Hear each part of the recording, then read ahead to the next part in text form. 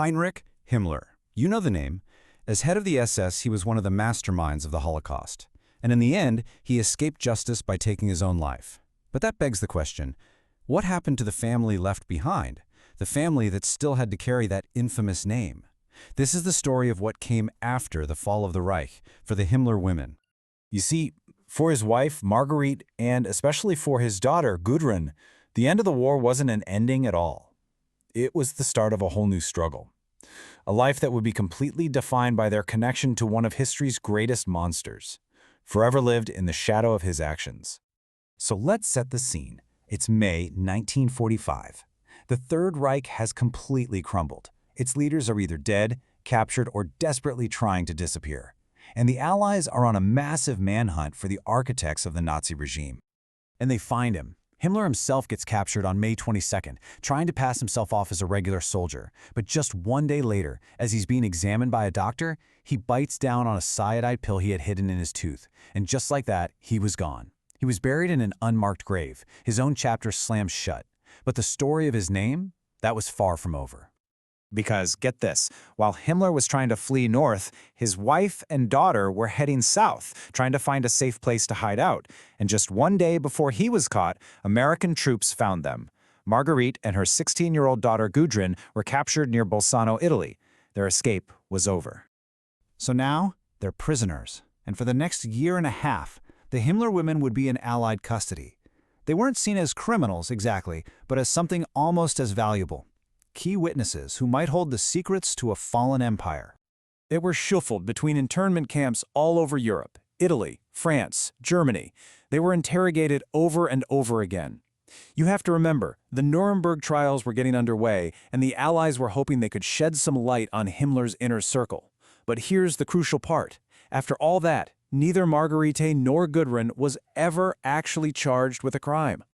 And during these interrogations, you see two completely different people emerge. On one hand, you have Margarete. She was bitter, resentful, and insisted she was just a housewife who knew absolutely nothing about her husband's political work. But her daughter, Gudrun, she was openly defiant, hostile even. She defended her father to the end, calling him a great man and insisting he was innocent. The contrast is just stark. So by November of 1946, the Allies decide they've gotten all they can from them, and they let them go. But what are they being released to? They walk out into a Germany that hates their name. All their property is gone.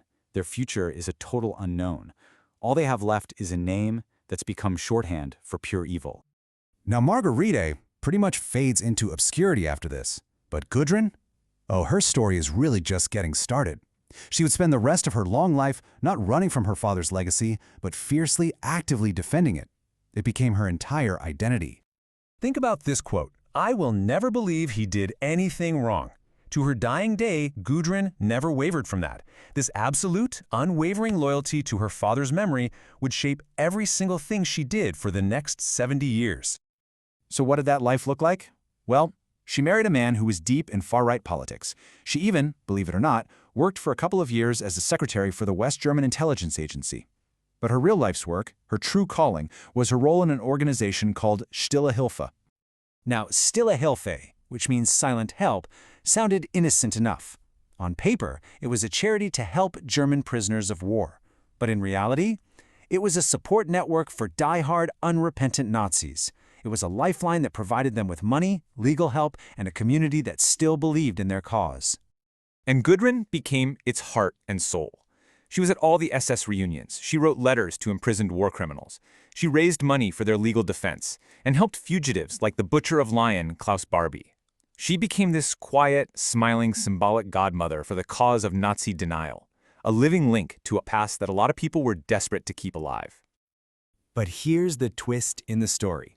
Gudrun's path of denial, it wasn't the only path the Himmler family would take. Decades later, a whole new generation would come along and choose to confront that same legacy in a completely, radically different way. You see, Heinrich had two brothers. Ernst was killed right at the end of the war, and Gebhard basically lived a quiet life after the Allies classified him as just a follower. But the real counterstory, the real contrast to Gudrun, comes from Heinrich's great niece, Katrine. Katrin was born more than 20 years after the war ended, and she grew up fully aware of the horrific weight that her last name carried. And she had a choice, right? She could change her name, she could hide from it, but she did the exact opposite. She decided to face it head-on. She's a political scientist, and she made it her mission to understand her own family's role in one of history's greatest crimes. And that research all came together in 2005 when she published a really groundbreaking book, The Himmler Brothers: A German Family History. And her goal wasn't to apologize or to clean up the family name. Not at all. It was to understand, to ask the really hard question: how does an ordinary, middle-class family produce a man like Heinrich Himmler? It was a really courageous act of historical investigation, turning the lens on our own relatives. And her whole approach is summed up in this one quote: "I cannot change the past, but I can decide how to live with it." Just think about that for a second. Compare that to Gudrun's absolute denial. It's the fundamental split in the Himmler legacy. So, in the end, we're left with these two profoundly different legacies, both born from the same name, embodied by two women separated by a generation and a massive ideological divide. It really boils down to this. On one side, you have Gudrun, the daughter who chose the path of denial. She guarded her father's memory and stayed loyal to his ideals, becoming a hero for the unrepentant.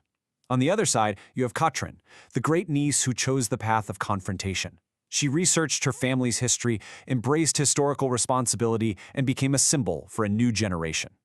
And, in a way, this family story is really the story of post-war Germany itself, just in miniature.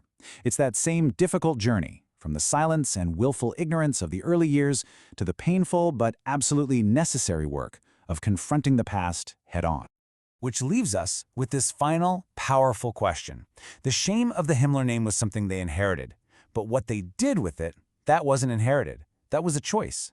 And the stories of Gudrun and Katrin show us that facing a dark past isn't just about history, it's about the choices we all make in the present. Follow and subscribe.